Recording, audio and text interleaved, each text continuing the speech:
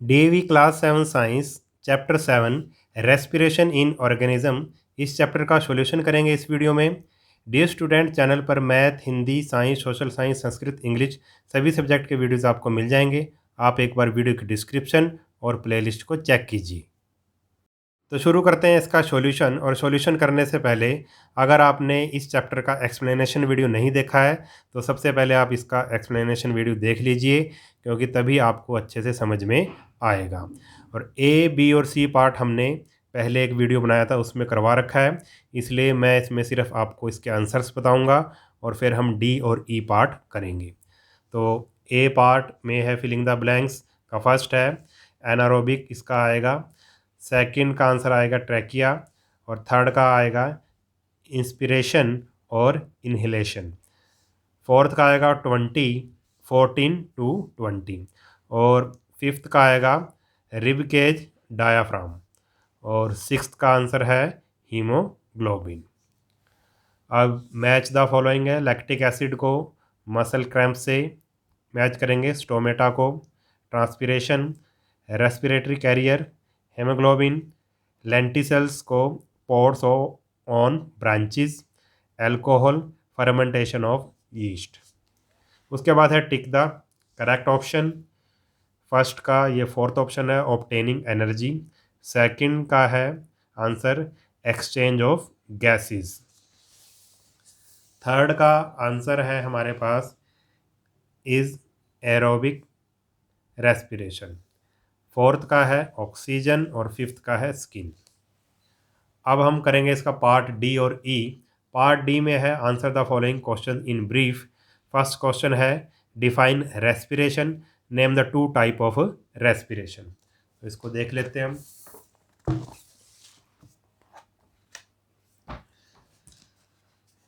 तो first question है इसका define respiration, the process in which living organism convert sugars into biochemical energy using oxygen is called respiration. पहले हमने respiration की definition दे दी, उसके बाद टू टाइप ऑफ रेस्पिरेशन बताना है। The two type of respiration are aerobic respiration and anaerobic respiration. Second है हमारे पास name the respiratory organ of the following. Crab का बताना है हमने, मैन का, लीच का और इंसेक्ट का हमने रेस्पिरेटरी ऑर्गन बताना है। तो क्रैब का होगा गिल्स, मैन का लंग्स और लीच का स्किन और इंसेक्ट का ट्रैकिया। थर्ड क्वेश्चन है हमारे पास define transpiration, define loss of excess water from plants through their open stomata is called transpiration. यानी कि जो प्लांट के पास जो एक्स्ट्रा पानी होता है उसको वो अपनी पत्तियों के द्वारा, जो उनमें छेद होते हैं स्टोमेटा, उसके द्वारा वो छोड़ते हैं एटमॉस्फेयर में, इसको ही ट्रांसपिरेशन बोलते हैं। फोर्थ है define the breathing rate, the number of times an animal breathes per minute is called its breathing rate. जितने एक मिनट में जितनी बार कोई प्राणी सांस लेता है, कोई एनिमल सांस लेता है या कोई पर्सन सांस लेता है, उसको ही ब्रीदिंग रेट बोलते हैं। फिफ्थ है name the body organ which help lungs during the process of breathing. Breathing का जो प्रोसेस होता है उसमें लंग्स की हेल्प कौन करता है? तो डायाफ्राम एंड रिब्स, ये इसकी हेल्प करते हैं। सिक्स्थ है why do we need to breathe out carbon dioxide. Carbon dioxide को हमें बाहर क्यों निकालना पड़ता है अपने शरीर से?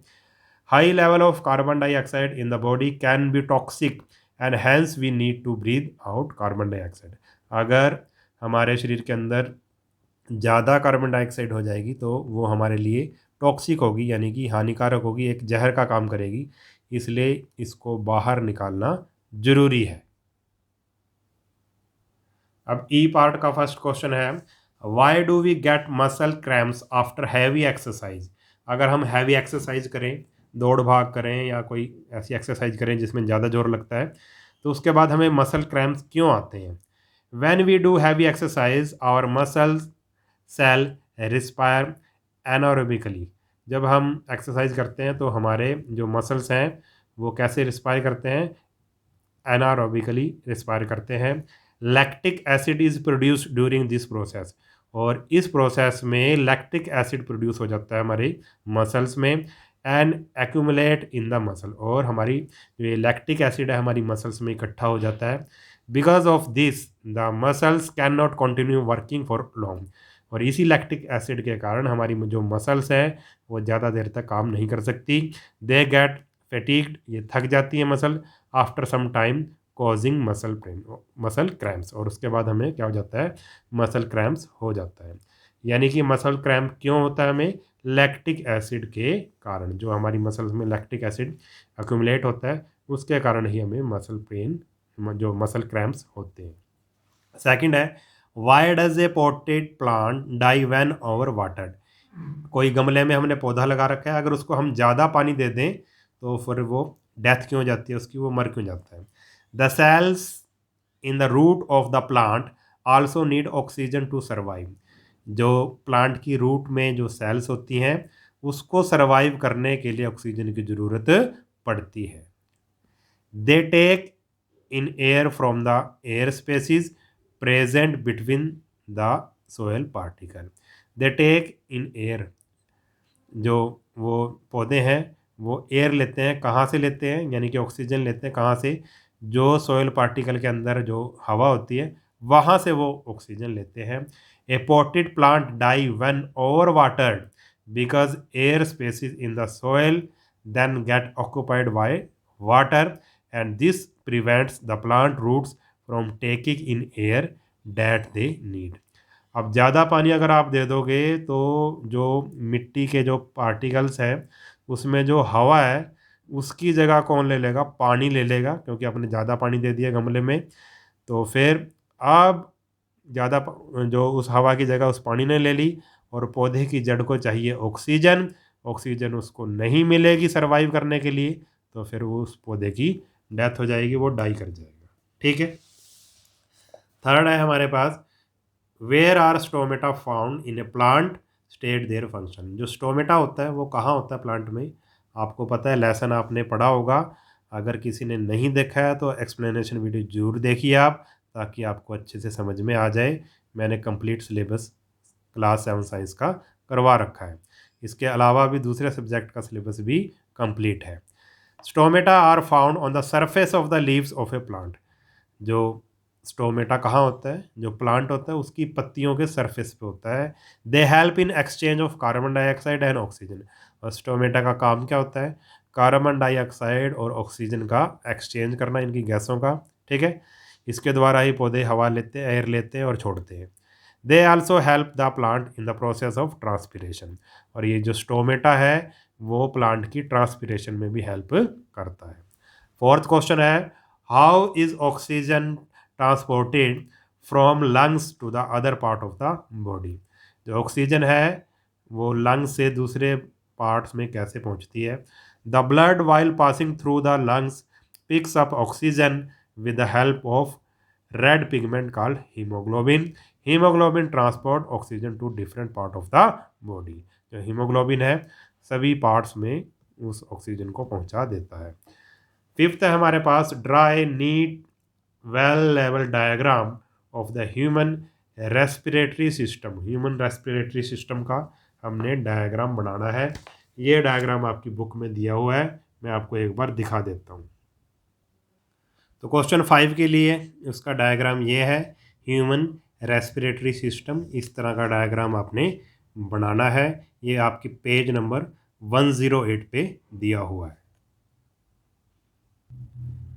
अब क्वेश्चन नंबर 6 है, describe an activity to show that exhaled air contain carbon dioxide. हमने एक एक्टिविटी से बताना है कि जो हम एयर छोड़ते हैं अपने मुंह से उसमें कार्बन डाइऑक्साइड होती है।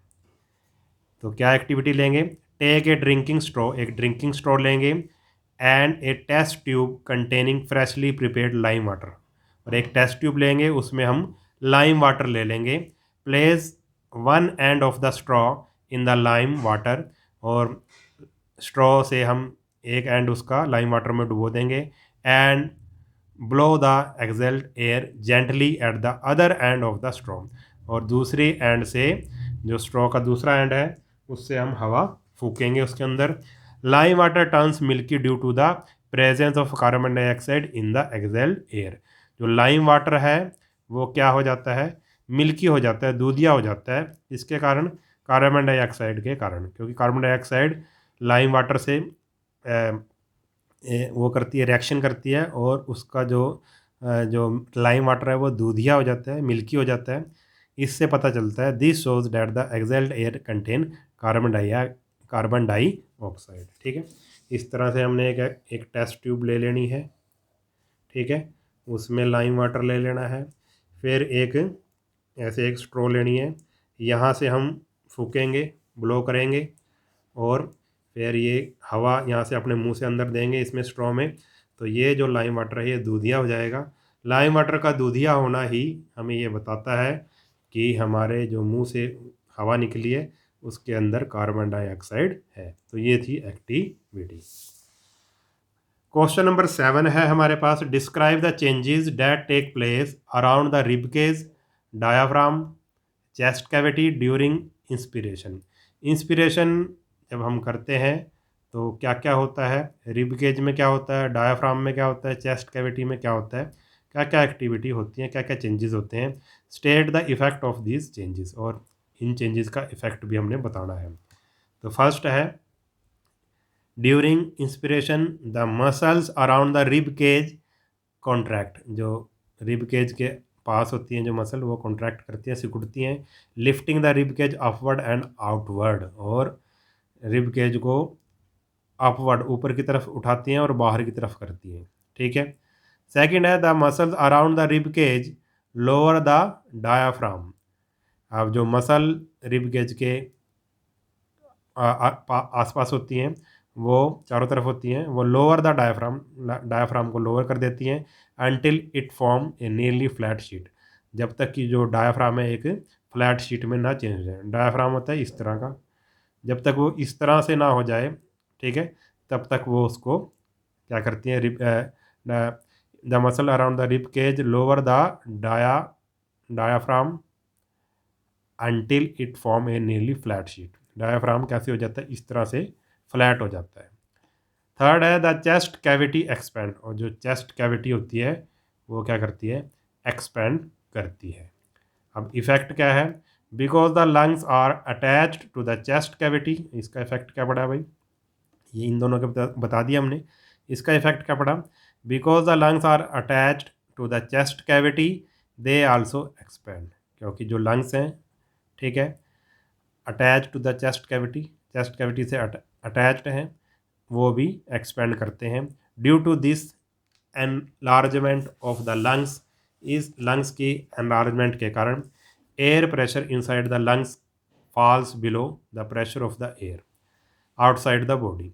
This create a partial vacuum, and so the air from the outside the body rushes into the lungs। और जो इसके कारण एक वैक्यूम बनता है, और जो बाहर से जो हवा आती है वो किसकी तरफ आ जाती है, हमारे फेफड़ों की तरफ, लंग्स की तरफ आ जाती है। ठीक है, तो ये चैप्टर हमारा कंप्लीट हुआ। अगर वीडियो आपको अच्छा लगा है तो चैनल को सब्सक्राइब कर लेना, और वीडियो को अपने सभी दोस्तों के साथ शेयर ज़रूर कर देना। मिलते हैं नेक्स्ट वीडियो में, तब तक के लिए नमस्कार।